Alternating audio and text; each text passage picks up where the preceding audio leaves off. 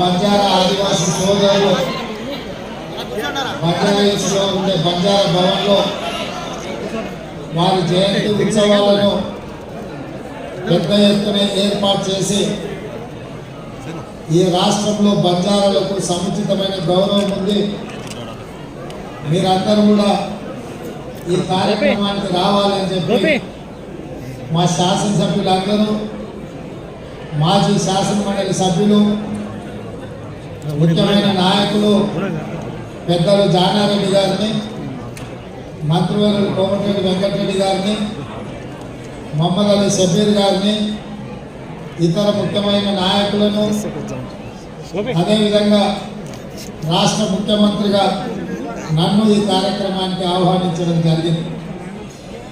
ఈ కార్యక్రమంలో పాల్గొనడం అంటే, బంజారా సోదరులను కలవడం అంటే కాంగ్రెస్ కుటుంబ సభ్యులను కలుసుకున్న ఆనందం. ఇందిరమ్మ రాజ్యం వచ్చిందే బంజారాల కోసం, ఇందిరమ్మ రాజ్యం తెచ్చిందే ఈ బంజారా సోదరులు అని చెప్పి నేను ఈ సందర్భంగా తెలియజేస్తున్నాను. ఇంతకుముందు పెద్దలు రవీంద్ర నాయక్ గారు చెప్పారు, అదేవిధంగా మా మిత్రుడు బలరాం నాయక్ గారు కూడా ఇంతకుముందు గుర్తు చేస్తారు. 1976లో బంజారా సోదరులను షెడ్యూల్ ట్రైబ్స్ లో శ్రీమతి ఇందిరాగాంధీ గారు చేర్పించారు. ఆ రోజు దీనికి సంబంధించి కీర్తిశేషులు జైపాల్ రెడ్డి గారు పూర్తి స్థాయిలో మాకు అందరికీ సహకరించి ఎస్టీ జాబితాలో చేర్పించడానికి కృషి చేసిండ్రు. ఎస్టీ జాబితాలో లంబాడ సోదరుని చేర్చడం వల్ల ఐఏఎస్ను, ఐపీఎస్ను, ఐఎఫ్ఎస్లతో పాటు రాష్ట్ర స్థాయి ప్రభుత్వ ఉద్యోగాలలో పెద్ద పెద్ద హోదాలలో ఈరోజు వాళ్ళందరూ కూడా కొనసాగుతున్నారు. రాష్ట్ర అభివృద్ధిలో, రాష్ట్ర పునర్నిర్మాణంలో ఈరోజు ఆదివాసీ బంజారా సోదరులు కీలకమైన పాత్ర పోషిస్తున్నారు.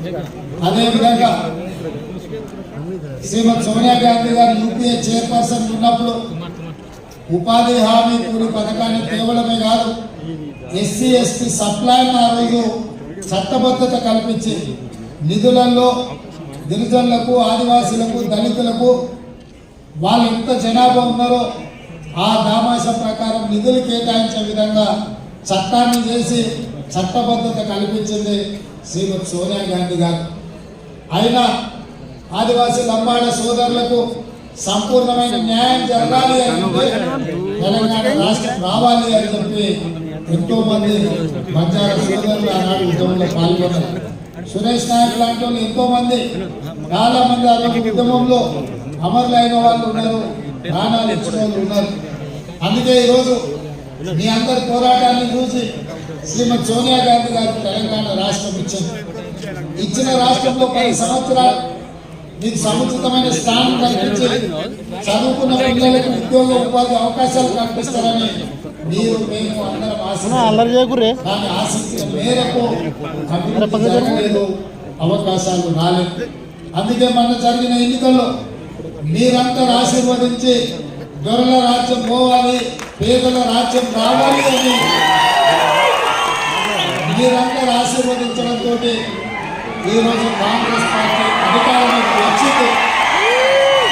కాంగ్రెస్ పార్టీ అధికారంలోకి వచ్చిన తర్వాత సీతక్క గారిని మంత్రిగా, డాక్టర్ రామచంద్ర నాయకుడు విప్పుగా, ఇదే కాదు ఈరోజు కీలకమైన ప్రభుత్వ హోదాలలో చాలా మంది గిరిజనులకు, ఆదివాసులకు ఎక్కడెక్కడ ఉన్నారో ఎత్తి మరి మనం పోస్టింగ్లు ఇవ్వడం జరిగింది. సిటీలో డీసీపీలు కావచ్చు, లేకపోతే ఆర్ఎంపీలో ఈఎన్సీ కావచ్చు, వివిధ హోదాలలో ఎవరెవరైతే మీ చదువుకున్న యువకులు ఉన్నారో, ప్రభుత్వ ఉద్యోగాలలో ఉన్నారో వాళ్ళందరికీ కూడా ఈ ప్రభుత్వం అవకాశం కల్పించింది. ఇదే కాకుండా మా బాలు నాయక్, మా ఎమ్మెల్యేలు అందరూ వచ్చి శ్రీ సంత సేవాలాల్ జయంతి సందర్భంగా మాకు ఆప్షనల్ ఆర్గే ఇవ్వాలి సార్, మా దేవుడు, మేమందరం కూడా ఈ కార్యక్రమాలు జరుపుకోవాలంటే మీరు సహకరించాలి అని చెప్పారు. అందుకే తక్షణమే ఒక్క నిమిషం కూడా ఆలోచన చేయకుండా సంత సేవాలాల్ జయంతిని ఆప్షనల్ హాలు లేకుండా రాష్ట్ర ప్రభుత్వం నిర్ణయం తీసుకున్నది. మరి నిధుల విషయంలో కోటి రూపాయలు కేటాయించారు, సరిపోవడం లేదని మా బంజారా సోదరులు చెప్పిండ్రు. కోటి కాదు, ఇంకొక కోటి రూపాయలు జమ చేసి రాష్ట్ర ప్రభుత్వం సేవల జయంతి ఉత్సవాలను జరపడానికి కేటాయిస్తుంది. ఈ వేదిక మీద నుంచి మా అధికారులకు ఆదేశాలు ఇస్తున్నా, తక్షణమే జీవో ఈ రోజు మంజూరు చేసి అదేవిధంగా మిత్రులారా, ఉత్సవాలు ఎన్ని చేసుకున్నా, పండుగలు ఎన్ని జరుపుకున్నా, మన పిల్లలు బాగా చదువుకున్నప్పుడే సమాజంలో మనకు గౌరవం ఉంటుంది. ఆ గౌరవం రావాలి అంటే తండాలలో గూడాలలో పాఠశాల ఉంది తీరాలి. గత ప్రభుత్వం తండాలలో ఉన్న 6,453 పాఠశాలల్ని సింగిల్ టీచర్ పాఠశాలను మూతేసింది. అంటే బంజారాలను చదువులకు దూరం చేయడమే. అందుకే ఈరోజు మా ప్రభుత్వం మీ చదువుల కోసం ఎంత జనాభా ఉన్నారు, ఎంతమంది పిల్లలు బడికి వస్తున్నారని లెక్క చూడదలుచుకోలే.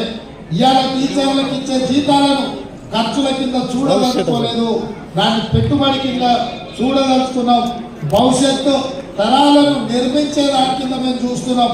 అందుకే మా ప్రభుత్వం తప్పకుండా అన్ని తండాలలో గూడాలలో పాఠశాలలు తెరిచే బాధ్యత మేము తీసుకుంటాం. చదువులు మీ తండాలు తీసుకొచ్చే బాధ్యత మా ప్రభుత్వం తీసుకుంటుంది. దానికి సంబంధించిన చర్యలను అన్నిటిని ప్రభుత్వం చేపడుతుంది. ఇదే కాదు, గత ప్రభుత్వం తండాలన్నింటినీ గ్రామ పంచాయతీలు చేసామని సంతోషమైన గ్రామ పంచాయతీ చేసిన బాగానే ఉంది. నిధులన్నీ ఇచ్చిండ్రు, కనీసం ఆ ఊళ్ళో గ్రామ పంచాయతీ బిల్డింగ్ ఉందా, ఓన్లీ ఆ గ్రామ పంచాయతీ పోవడానికి రోడ్డు అన్న ఉందా సరిగ్గా నేను అడుగుతున్నాను. అందుకే ఈరోజు సర్పి సేవాలాల్ గారి జయంతి సందర్భంగా గ్రామ పంచాయతీల్లో ప్రకటించిన అన్ని తండాలకు బీటీ రోడ్లు వేసే బాధ్యత మా ప్రభుత్వం తీసుకుంటుంది. ఎందుకంటే చాలా తండాలలో యువకులు చదువుకున్నారు, ఉద్యోగాలు ఉపాధిలో పైకి వచ్చిండ్రు. వాళ్ళు కారు కొనుక్కొని సొంత తండకు పోవాలంటే రోడ్డు లేక ఇబ్బంది పడుతున్నారు. మీరు బరాబర్ మీ తాండలకు పోనికే మీకు బీటీ రోడ్లు వేసే బాధ్యత మా ప్రభుత్వం తీసుకుంటుందని చెప్పి నేను సందర్భంగా తెలియవచ్చింది. అదేవిధంగా గ్రామ పంచాయతీలు ఇస్తే సరిపోదు, గ్రామ పంచాయతీ నిధులు ఇవ్వాలి, గ్రామ పంచాయతీ భవనం ఉండాలి. వాళ్ళు అక్కడ కూర్చొని తండా యొక్క అభివృద్ధి కార్యక్రమాలను చర్చించుకోవాలి.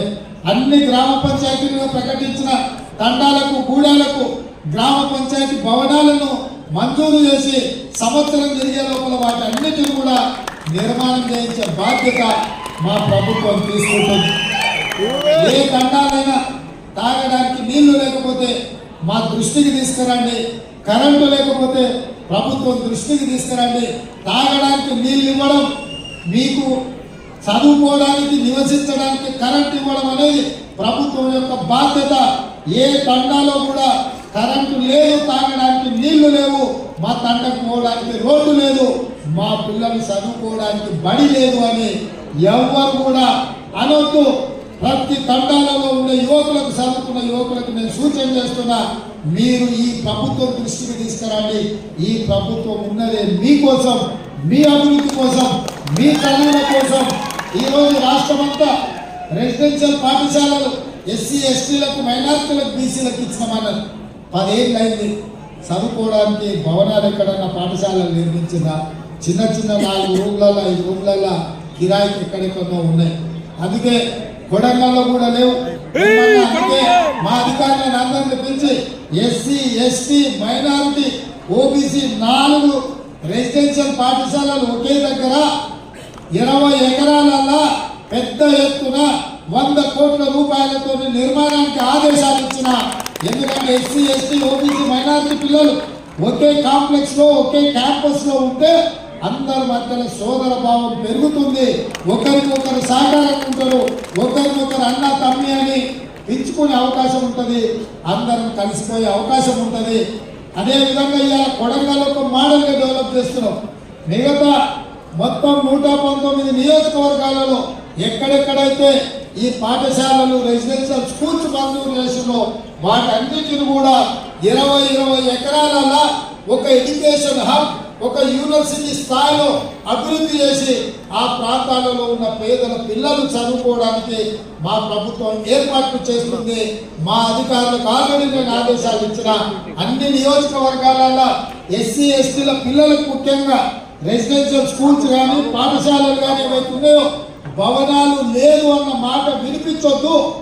అవసరమైతే మంత్రుల ఎమ్మెల్యేలు కూడా ఉపాసం పండుకుందాం, ఓ నెల జీతం తీసుకోకపోయినా సరే ఆ పిల్లలకు చదువుకోవడానికి అన్ని వసతులు ఏర్పాట్లు చేయాలనేది మా ప్రభుత్వం యొక్క లక్ష్యం.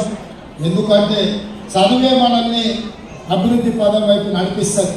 ఇవాళ మీరందరూ గొప్ప చదువులు చదువుకున్నారు కాబట్టి ఈ వేదిక మీద ఇంతమంది ఎమ్మెల్యేలు ఎంపీలు, మా బలరాం నాయక్ గారు మొదటిసారి ఎంపీగా గెలిస్తే సోనియా గాంధీ గారు కేంద్ర మంత్రి ఇచ్చింది. ఇట్లాంటి అవకాశం ఎప్పుడన్నా వచ్చిందా మీరు ఆలోచన చేయండి. ఇవాళ కాంగ్రెస్ పార్టీ అధికారంలో ఉన్నప్పుడే మీ గౌరవం, మీ మర్యాద పెరిగింది, మీ హోదా పెరిగింది. ఇవన్నీ కూడా మీరు చదువుకోవడం వల్ల వచ్చింది. అందుకే మిత్రులారా, మీ అందరికీ నా సూచన ఒక్కటే, చదువుల బాట పట్టండి. చదువుకున్నప్పుడే సమాజంలో మనకు గౌరవం ఉంటుంది. సంత్ సేవాలాల్ గారు కూడా మనకు చేసిన బోధన అదే, మద్యానికి మాంసానికి దూరంగా ఉండండి అని సంత్ సేవాలాల్ గారు మనకు చెప్పింది.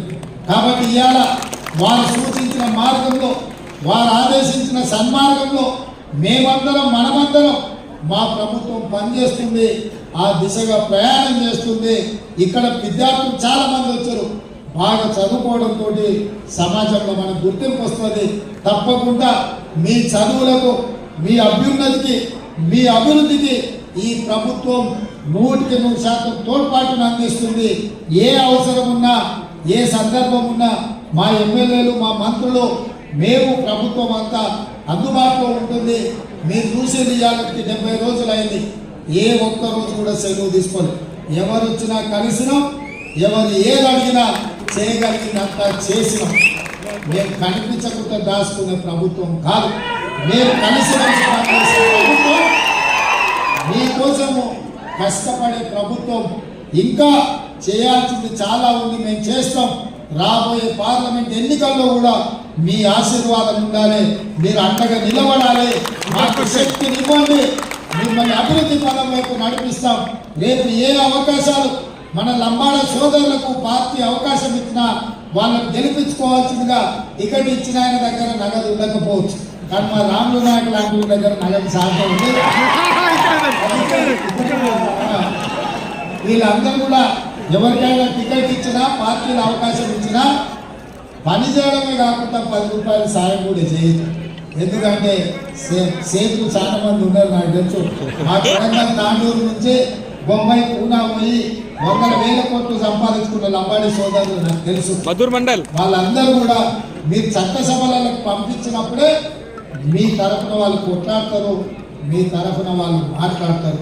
వాళ్ళకి పార్టీ అవకాశం కల్పిస్తుంది, వాళ్ళని గెలిపించుకునే బాధ్యత మీదే అని తెలియజేస్తూ మీ అందరి దగ్గర సెలవు తీసుకుంటున్నారు. దయచేసి అందరూ ఒక 5 నిమిషాలు కూర్చోవాలి, తర్వాత కూడా కార్యక్రమం చాలా కొనసాగుతుంది. ఇప్పుడు ఆనరబుల్ సీఎం గారు ఒక 4 సన్మానిస్తారు. కేతావత్ సోమలా నాయక్ గారు పద్మశ్రీ